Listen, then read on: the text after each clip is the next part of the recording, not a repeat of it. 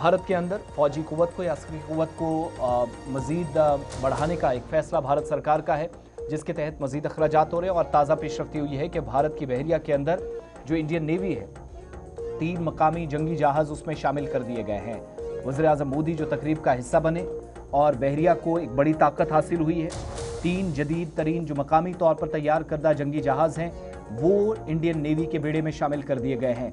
BrahMos missile से lace stealth frigate दोरागिरी, जो कि कहा जाता है कि दुश्मन की जो मैरिटीन है या आबदूजी है उसका शिकार करने वाला, अगर ये और जो समुद्री सर्वे है उसके लिए तैयार जो संशोधित बहरिया, उसकी जंगी सलाहियत भी उसमें मौजूद है। समुद्री सलामती को नई बुलंदियों तक ले जाने का काम करेगा, इंटरनेशनल वाटर्स में सिक्योरिटी को यकीनी बनाएगा और इस इकदाम को डिफेंस सेक्टर में आत्मनिर्भर भारत में या इस मुहिम की एक बड़ी कामयाबी करार दिया जा रहा है, जब ये 3 जहाज हैं इनको कौम के नाम वज़ीर-ए-आज़म नरेंद्र मोदी की तरफ से मालूम किया गया। तो देसी जंगी जहाज़ों को अपने बेड़े में भारतीय फौज शामिल कर रही है।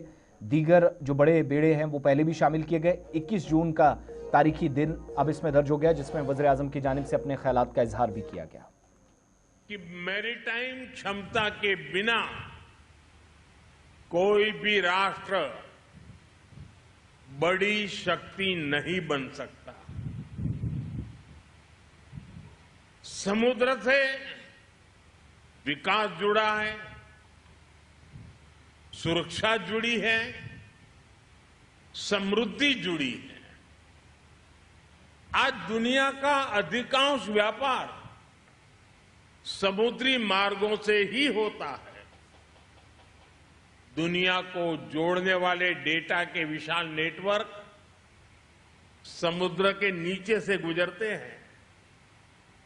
आने वाले समय में critical minerals, deep sea resources और नई ऊर्जा के स्रोत भी समुद्र से ही जुड़ेंगे। इसलिए जिस देश का समुद्री सामर्थ्य मजबूत होगा, उसका आर्थिक और रणनीतिक प्रभाव भी उतना ही मजबूत होगा।